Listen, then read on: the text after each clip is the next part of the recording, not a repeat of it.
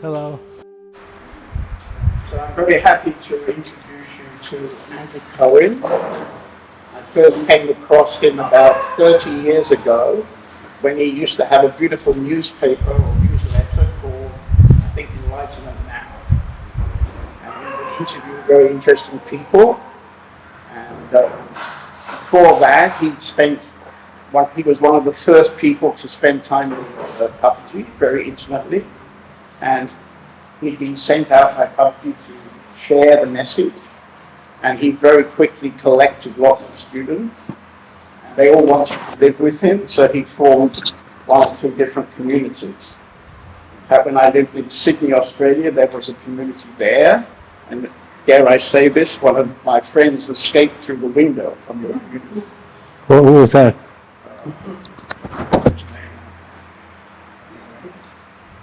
So, Andrew's always been... I have stories about him too. Yeah. Okay, so I think he doesn't need any more introduction. Let's go. I'll tell you the stories tonight. Anyway, so he's going to talk about evolutionary enlightenment, which is very much his development of spirituality. And I have to admit, I've told Andrew before, I never really understood. So I hope now this afternoon I will find out. This is going to be a little bit complicated because I only have 20 minutes. It's his fault. So I came up with a definition for the word God. This is my definition of the word God. I would say that the word God means what is the sum totality of everything that exists and everything that does not exist. So I want you to think about that for a minute. God is the sum totality of everything that exists and everything that does not exist. The Buddha made this distinction between form and emptiness and form. Some people call this distinction the difference between manifest reality and unmanifest reality. Form and emptiness. Do you understand this distinction? So, God is the sum totality of everything that exists and everything that does not exist. If I say that God is the sum totality of everything that exists and everything that does not exist, is anything missing? It's a question. If I say that God is the sum totality of everything that exists and everything that does not exist, is anything missing or is everything included? What? This is a question. Is anything missing? In my description, is anything missing? Is that clear? So I'm going to repeat it again. God is the sum totality of everything that exists and everything that does not exist. Are you with me? So the sum totality of everything that exists and everything that does not exist can be had as an experience. You can experience the sum totality of everything that exists and everything that does not exist. That's called God consciousness.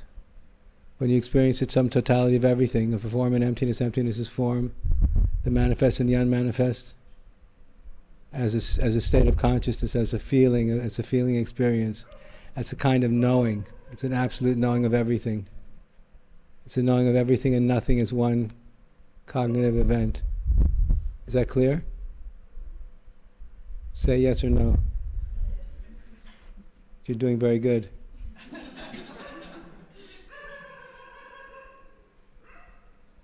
So if God is the sum totality of everything, if God is the sum totality of everything that exists and everything that does not exist, so in the deepest spiritual realization, in the deepest kind of spiritual insight, there's the understanding that everything that exists, manifest reality, and everything that does not exist, the unmanifest reality, is one and not two. Existence and non-existence, form and emptiness, are one and not two. That's the deepest realization of the sum totality of reality, non-duality. Do you understand that? It's the knowing of everything.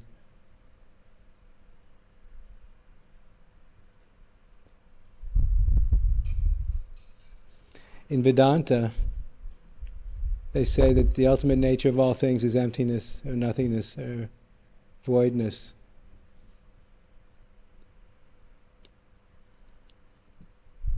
A lot of people who have God realization in the Eastern context realize that the ultimate nature of reality is non-existence.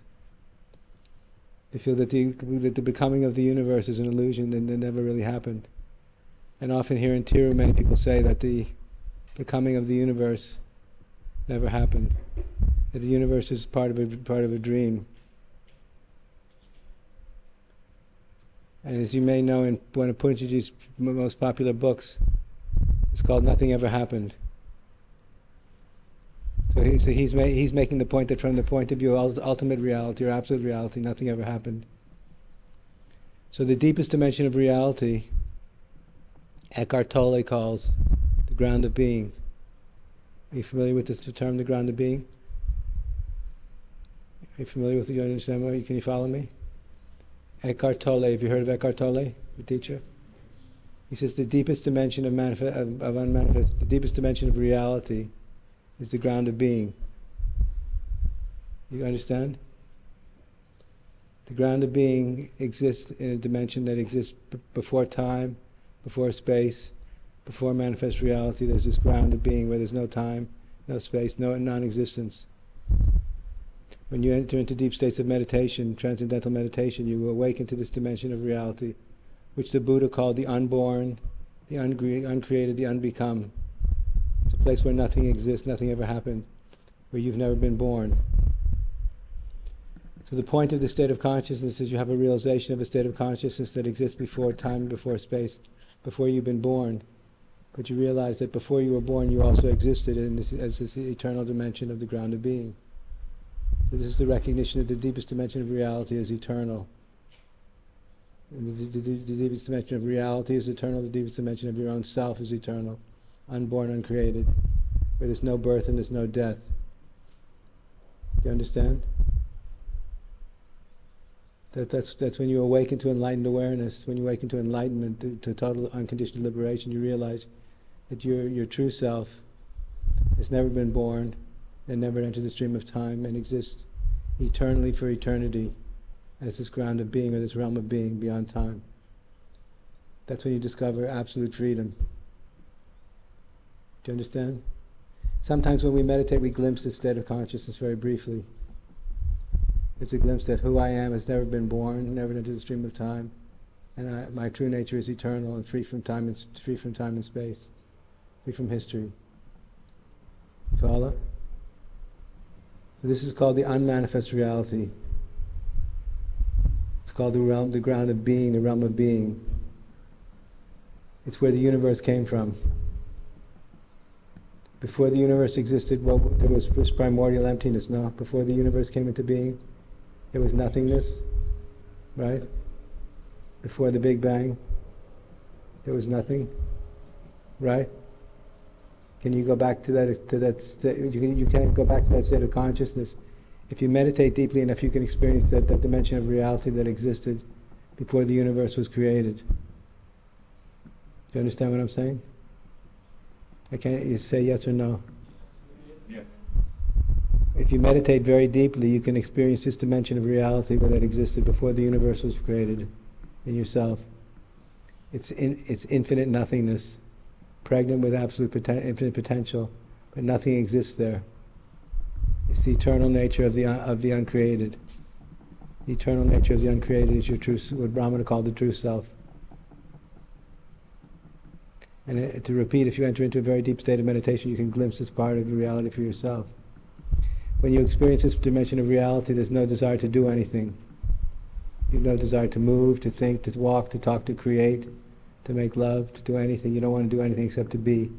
So when Raman was on the mountain for years, he just was sitting there doing nothing. So he'd awakened to the ground of being, and there was no desire for him to move, to walk, to talk, to have any relationship with anybody, because he was just so absorbed in being itself.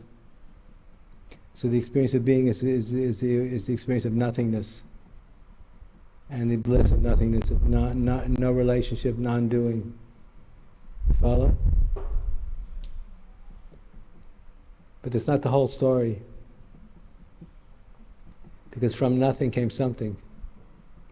It seems that if we look back, it seems that God, whoever God is, decided to create the universe. The God of nothingness, the God of non-existence, decided to create the universe because the universe was born in an act of creation, the Big Bang.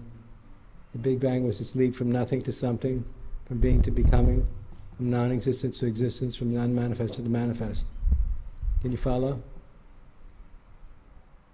Would the universe exist if God did not want it to exist? Would the universe exist if God did not want the universe to exist? No. Very good. I'll repeat it again, even though you gave the right answer. Would the universe exist if God did not want it to exist? No. So this means the universe exists because God wants the universe to exist. So the universe wants to exist. The universe desires to exist. The universe wants to be here. And the universe includes your body, mind, and personality, right? Your body, mind, and personality are part of the universe, right? So God wanted the universe to exist. God existed in his formless state for eternity. He existed in his formlessness for eternity, and then at a certain point, I believe he became curious about what it would be like to exist in and as form. Because if you've been doing nothing for eternity, you might get bored. Right? Imagine if you were doing nothing for eternity. You might become curious about what it would be like to do something, right? Well, I wonder what it would be like to exist with a body, with form, as a creative process that was going somewhere. I wonder what that would be like. So if you had the infinite creative power that God has, you might decide to create a universe. Right? Because you were curious about what it'd be like to exist in form. So I believe the creative mind of God took this leap from nothing to something, from being to becoming, from unmanifest to manifest. And the universe came into existence. So the universe is a creative process that's going somewhere. The universe is a creative process that's going somewhere. Follow? Your body, mind, and personality are part of this universe that's going somewhere. The ground of being where the universe came from isn't going anywhere. In the ground of being, there's no movement, there's no desire, there's no existence, there's just non-existence. So in this leap from non-existence to existence, what was born was the desire to exist. The desire to exist feels like something. I call it the evolutionary impulse, the creative impulse in the cosmos. The evolutionary impulse, the creative impulse in the universe, is experienced as an ecstatic desire to exist and to create and to become. Have you ever met very creative people? Like John's a very creative person. He loves art. Creative people are in love with existence, and they're in love with the unmanifest potential inherent in existence itself. So much is possible. I'm so excited. So much is possible. I have to go back to my studio because I feel the excitement of this unmanifest potential that wants to come through me in the form of the next pot, the next painting, the next symphony, the next scientific idea. The universe is the urge towards creativity and the expression of creativity. The urge towards creativity is the experience of an ecstatic urge to participate in the creative process. So God, the manifest God is the expression of manifest creativity. What's the problem? So I'm trying to make a distinction between the nature of God as being and the nature of God as becoming. So the distinction I want you to understand. God as being, as unmanifest being, does not exist in time and has no desire to do anything or go anywhere.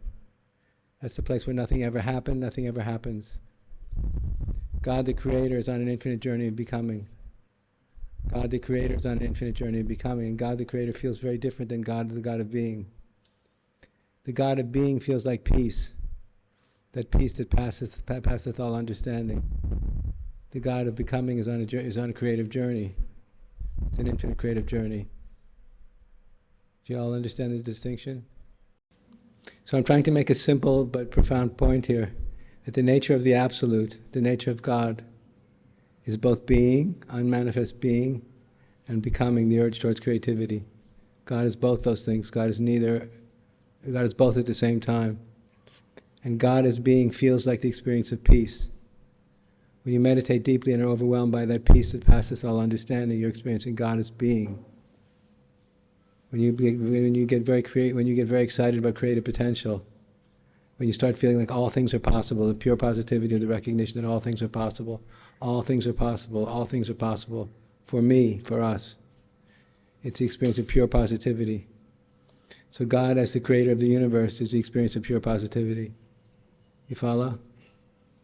Everybody, do you follow?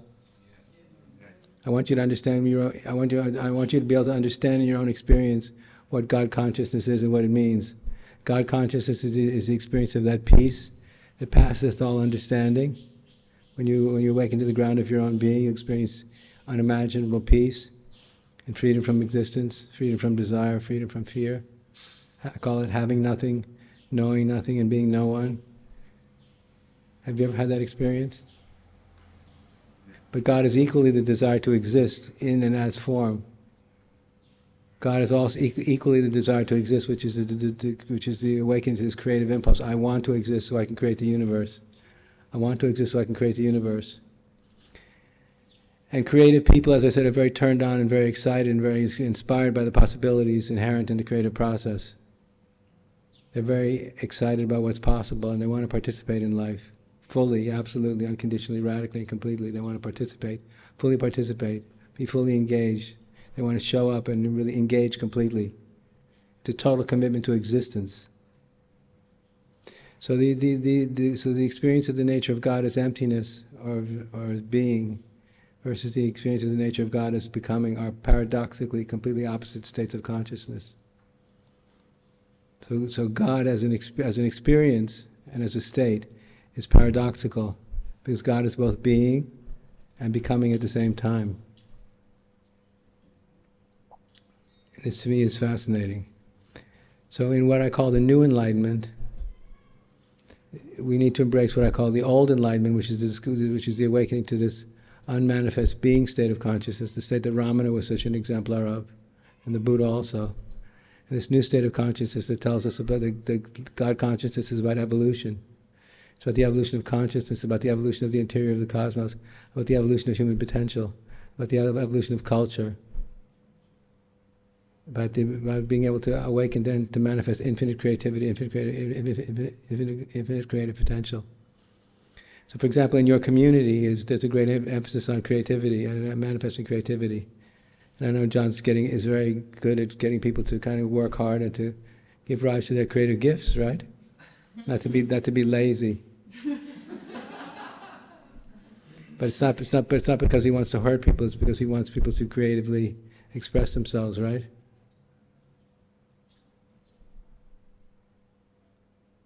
So evolutionary enlightenment is about realizing that God is both being and becoming, and that a full enlightenment is not just about the awakening to timeless, unmanifest being, but also infinite evolutionary becoming.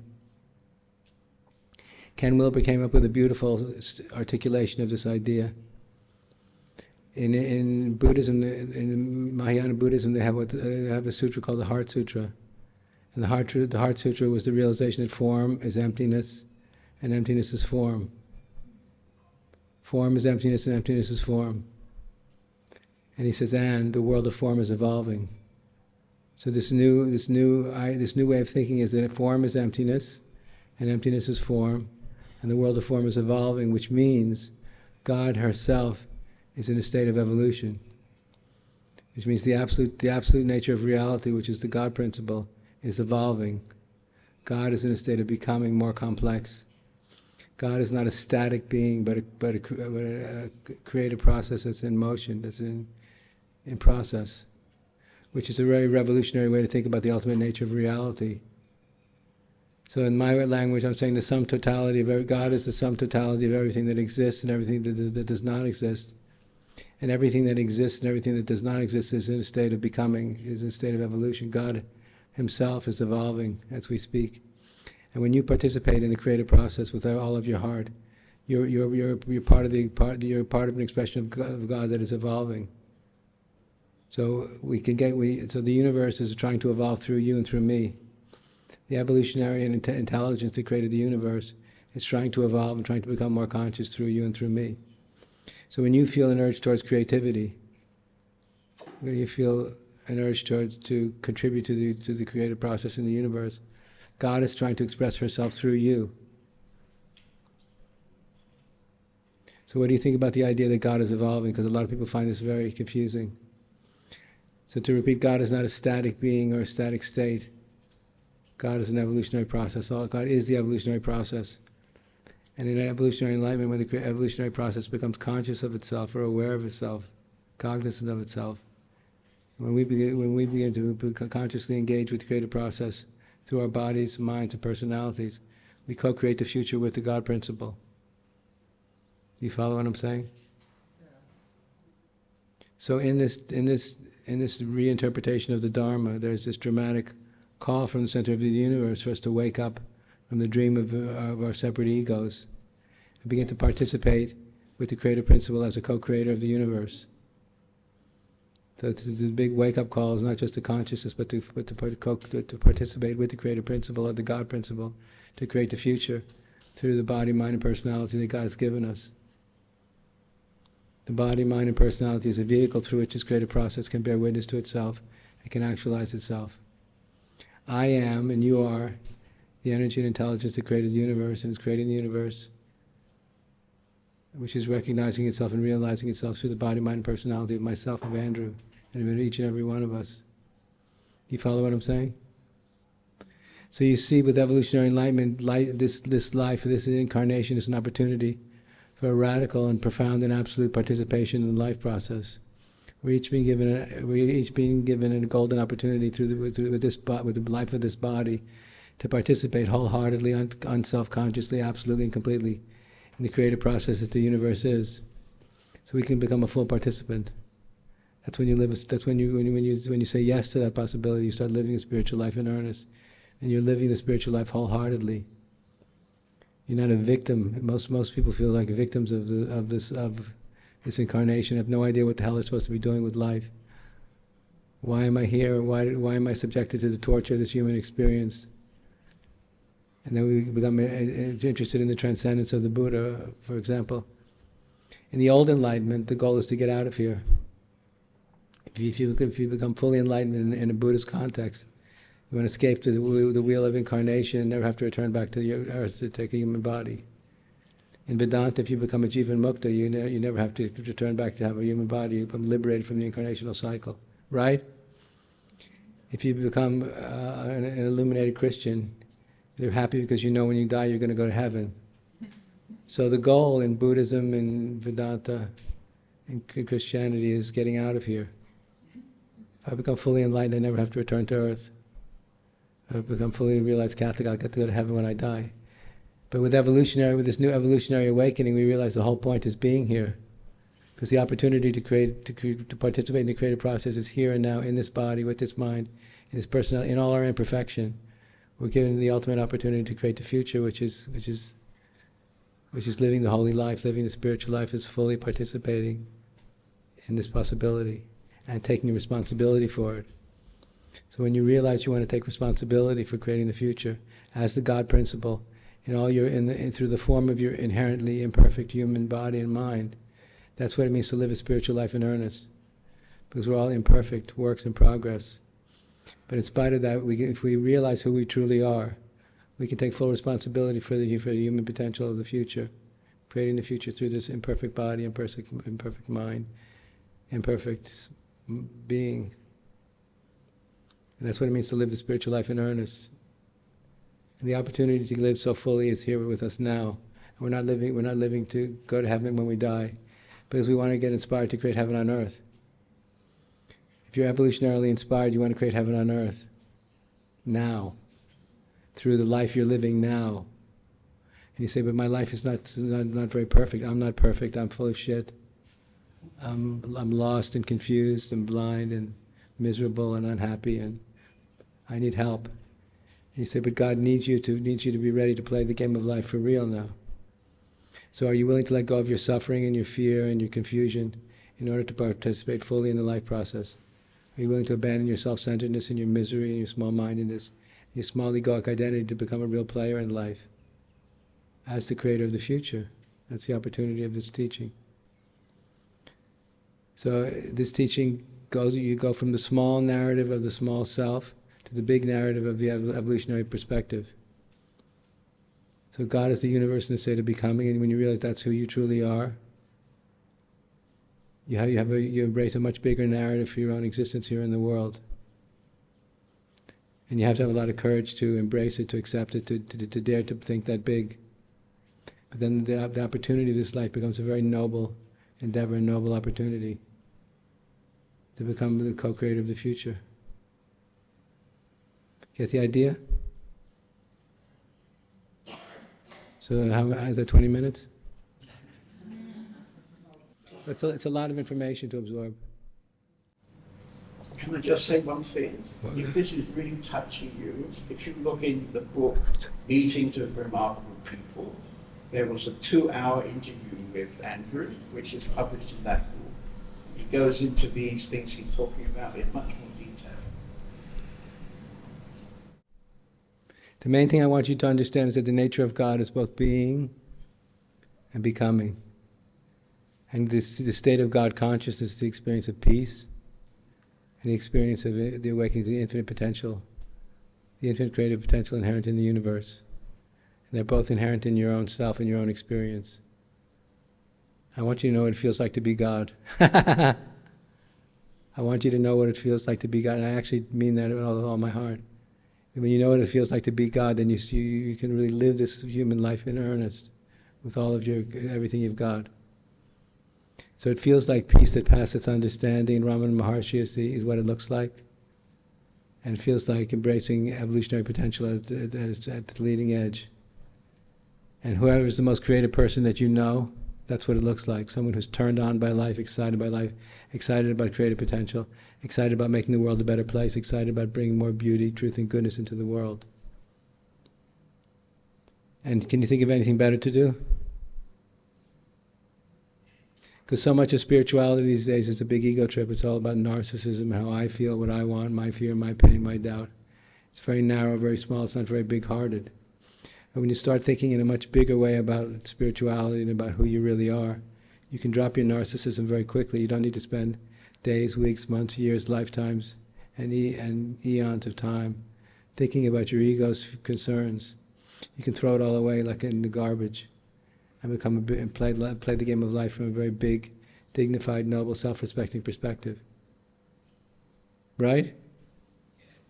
No more ego trips. A lot of people are just on an ego trip. Their spiritual life is just time to think about themselves and talk about themselves, talk about their pain and their suffering and their fear and their doubt. Oh my God. We've all suffered enough. Haven't you suffered enough already? So if you want to stop suffering, you have to learn how to think in a much bigger way about life and about yourself and about what you're doing here. And we don't all have an infinite amount of time to do this. John David said to my wife yesterday, he said, I'm 80, I know I could die at any time. So that means John's living with an awareness of the preciousness of life and the potential immediacy of death. So when you live with the awareness of the preciousness of life, you don't waste time in the same way. We realize how lucky we are to be alive, and how we can contribute and how we can make a difference as long as we're here. But if you're living life from the perspective of being on an ego trip, you just think you have an infinite amount of time to do whatever you want to do, which is just about wasting time and feeling sorry for yourself. And life is a gift. That's why I asked you before, would the universe exist if God didn't want it to exist? So if God wants the universe to exist, it means there's a purpose in existence. There's a purpose in the existence of the universe. And you might be part of the meaning of that purpose of existence, if you have the courage to face it. God wants the universe to exist so you can consciously evolve here. And through your conscious evolution, God can evolve through you. Evolution doesn't happen by itself. At higher levels of becoming, when it comes to the evolution of consciousness, evolution of mind, evolution of higher potentials, it happens through the activation of human will. So what do you want? What are you doing here? Who are you really? Why are you here? What are you doing with your life? Are you wasting it, or are you doing something precious with it that makes a difference for everyone else? If I get my point? Take it seriously. Because the God principle needs us to cooperate with him and with her to create the future. He or she can't do it on their own. We are needed, we're all needed. So if you believe you're needed, you're going to act like it. If you believe you're needed, you're going to act like you're needed. And you'll become a completely different person than someone who's got all the time in the universe to waste on self-concern. We don't really have any time for self-concern. The universe needs us to be fully present, ready for the job of creating the future. Okay? Yes. Are you ready to rock? Yes. Thank you. Mission accomplished. Do you feel it's, John, do you feel it's clear, the teaching is clearer now? A bit clearer now, yeah. I'm going to read the book again. It's very simple, but it's very profound. When I make these distinctions, which I make all the time, I always feel reinvigorated by them. I mean, what I would say to everybody, that the fact you're sitting here after a major operation is already proof of everything you're saying. Thank you. I had open heart surgery about 3 months ago. And since then he's done 2 one-month retreats. And I have Parkinson's disease also. I get a little shaky. We thought you were just dancing as you sit. Absolutely, that's all it is dancing. So do you guys get the distinctions? Just please remember this, it's very important. What I like to do is I like to make a big picture of it, draw a big circle.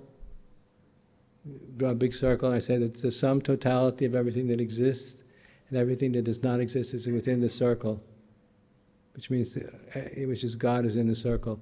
Then I draw a line drawing down the middle of the circle. I said half the circle is being, half the circle is becoming. So the sum totality of reality is non-existence or being. The other side is evolution or infinitely becoming. So the thing is, when you meditate and you go to the zero, I heard you're all very good meditators. John told me you're very good meditators. He did, he told me you were very good. So when you're meditating by yourself and you go to the 0 point, when your mind stops, and you're at zero cognition, no, the mind is completely quiet. When you come to the end of the meditation period, when you've been meditating for like 3 months, and you open your eyes and you come back to manifest reality, what are you going to do when you open your mouth, when you walk and you talk? Vedanta doesn't tell us what to do when we come out of the meditative state. It tells us how to transcend the world, but it doesn't tell us how to engage with the world. So the evolutionary piece tells us how to engage with the world. How to engage with the world as a body, mind, and personality. That's what we need to know. How do I live this as a body, mind, and personality? Well, how does God express himself?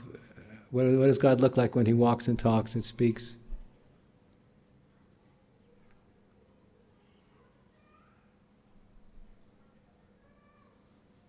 You follow? Now it's very interesting to think about. Have you all heard of Sri Aurobindo? Have you heard of the great Sri Aurobindo? Yes. Does that mean yes? Yes. He lived in Pondicherry. And he was the first Indian yogi who realized evolution.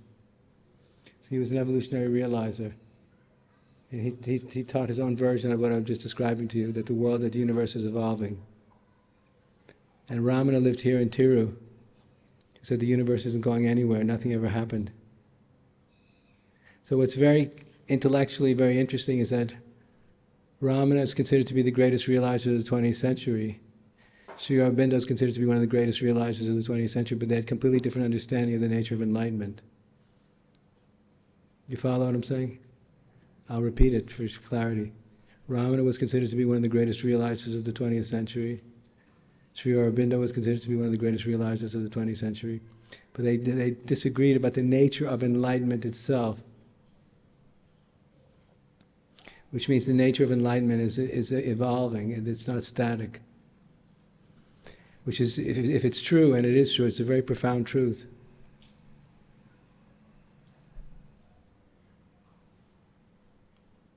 If you think about what that should make you feel a little bit insecure.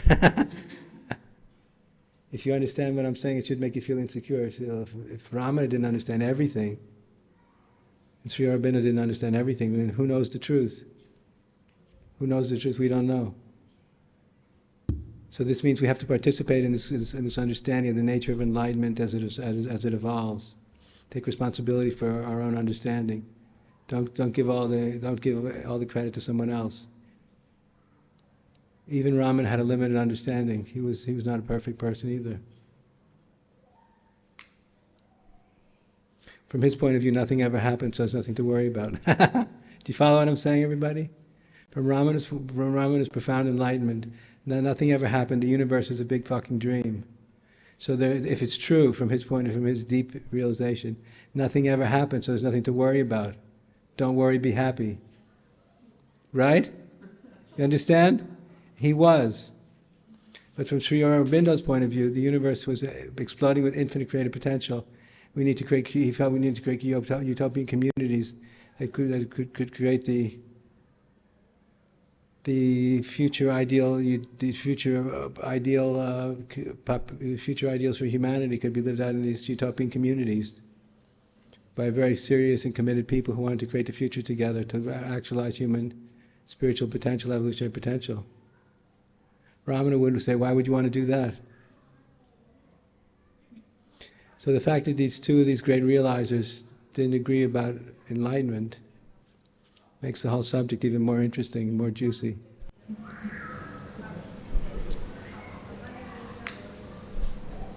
I have a couple of questions actually. Sure. Recently, there's a big story about AI. So a lot of people say there is some danger in AI because it may be much more intelligent than human beings. So they might just decide that we're like chickens and they don't need us. And then the other guy says, well, that's okay. The next evolution of humanity will be robots. I know, I find it very frightening. But it's worse than what you're saying. We're going to look like, how much respect do you have for the intelligence of an ant? Sorry? How much respect do you have for the intelligence of an ant? Not much. That's the gap's going to be that big. Yeah. So how do you negotiate that gap with someone who's billions of times more intelligent than you are? And has total control of manifest reality, because by then the AI is going to be everywhere. In all things, it's going to be everywhere, seeing and hearing everything we do and say. It'll control the totality of reality. We'll be controlled by the machines. What are we going to do then? Please be nice.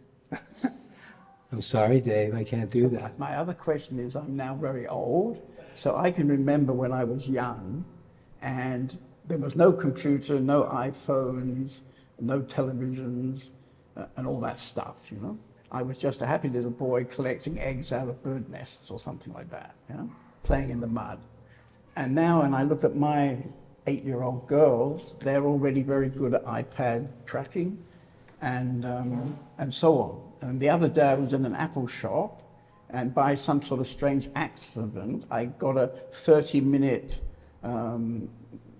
tutorial on these new glasses Apple's got, where you can look through these glasses and see people walking around, and you do a little switch and you can be watching some completely other thing. And the reality of it was better than I've ever seen before. It's the Matrix. So this is now extremely expensive. I think it was 4,000 euros to get a glass, but soon it won't be that expensive. And I can imagine, you know, in big cities, people are walking around with these glasses. They're not meeting each other. They're talking through this. It's the Matrix. Yeah. Very scary. Very scary. But it seems that we can't do much about it. It's just happening. And But that's a whole other my discussion. little girls are fighting me every day to get their iPads. That's all they really care about is their iPad. I agree with that. I agree with you 100%, but I'm afraid if I have this conversation with you, I'm going to forget everything that I just was explaining. Say that again? I agree with you completely. I share your terror. All right. But I'm afraid if I have this conversation with you, everything I was speaking about was going to be forgotten. Okay. I just want to make sure everybody understands the point I'm making. Okay. So don't you find it very interesting that Ramana lived in Tiru And Sri Aurobindo lived in Pondicherry. They didn't agree about the nature of enlightenment. Even everybody agrees that they were the greatest realizers of the 20th century. No, people don't talk about this, but it's actually true.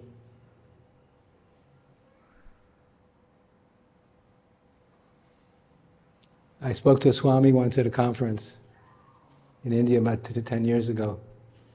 And the Swami told me, after he heard me speak, he said, in front of a large crowd, he said, Andrew, evolution is an illusion. Which is a typical view from Vedanta. Evolution, he said, Andrew, evolution is an illusion. Which means, to quote Punch, nothing ever happened. So if nothing ever happened, evolution is an illusion. You follow? And I said, yes, Swamiji, you might be right, but it took the universe 14 billion years to create the conditions that made it possible for us to have a discussion about the fact that evolution is an illusion. That's supposed to be funny. Did I repeat myself? He told me evolution is an illusion. So I said, yes, Swamiji, but it took the universe 14 billion years to create the conditions that made it possible for you and I to have a discussion about the fact that evolution is an illusion, which proves that evolution is an illusion. And he laughed, but he wouldn't concede his position.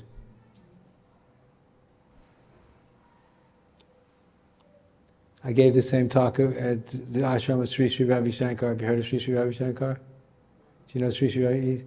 He's one of the most famous gurus in India. He's a beautiful guy. He's very famous. Millions of students. So he invited me to give a talk, so I gave a talk, and he was sitting right next to me. And the first part of my talk was about being. I was talking about the nature of being, and he was smiling. And then when I started the second part of the talk saying, but God is evolving as the universe, he went. And afterwards he gave me a book about because in ancient Vedic thinking they believe that time goes in circles. In kalpas, time goes in cycles or circles. It's circular. There's no such thing as linear time. Linear time is the discovery of linear time is one of the big discoveries of Western science. But anyway, that's another discussion. Are we good? Are you ready to consciously evolve for the sake of the evolution of the interior of the universe? The interior of the universe is consciousness. The exterior of the universe is matter. The interior of the universe is consciousness. Your experience of consciousness, the subjectivity, is the inside of the whole universe. Your experience of consciousness right now, when you're looking at me, my body mind is appearing within an inner field of subjective experience, right? Right? It feels like something to exist. Subjective experience feels like something, feels like me, feels like I. Or I'm going to call it the I am. That's consciousness. And your own experience of consciousness is eternal. Right? I forgot what I was going to say. I was going to say something important.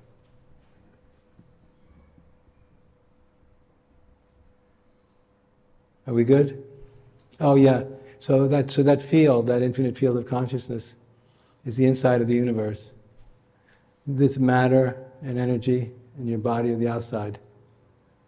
So remember that the universe has an inside, an interior, and an exterior. And your experience of consciousness, conscious awareness, you're experiencing the inside of the universe. The inside of the universe exists inside you and me. The outside of the universe is your body, is this building, is this glass. So the interior of the universe is trying to evolve through us. So when you're observing your own experience, don't look at it passively. See it as this interior dimension of reality is trying to evolve through you. It can evolve and become more conscious through you. So don't be a passive participation in your own life. Be a passive participant. Be very creative and proactive. God will love you more. God loves people who care about Him more than they care about themselves. Right? That's Old Testament Dharma. Right? If you were God, would you love people more who cared more about you than they cared about themselves? Would you care about them more? Exactly. So be an exemplar. Make it easy for God to love you more by living a sincere life of devotion and commitment. to the highest possibilities for everyone else's sake, not for you, but for everyone else, for all of us. Do this for everybody. Do it for humanity, do it for our future. We need it now more than ever. Is that obvious? We need it now more than ever. Thank you. Very inspiring. Thank you, brother. Thank you very much. I'm not sure if I understand the whole thing, but I I'm think on you my understand way a lot. now. You get a lot of it. Yeah. It takes time to let it in. It's very big. The enormity of the concepts makes the ego get smaller. Would you like to sit there and make it? Of course, absolutely. I would love to. Thank you. And I can just take off this. Yeah. Yeah, you sit in the chair. You sit in the other chair.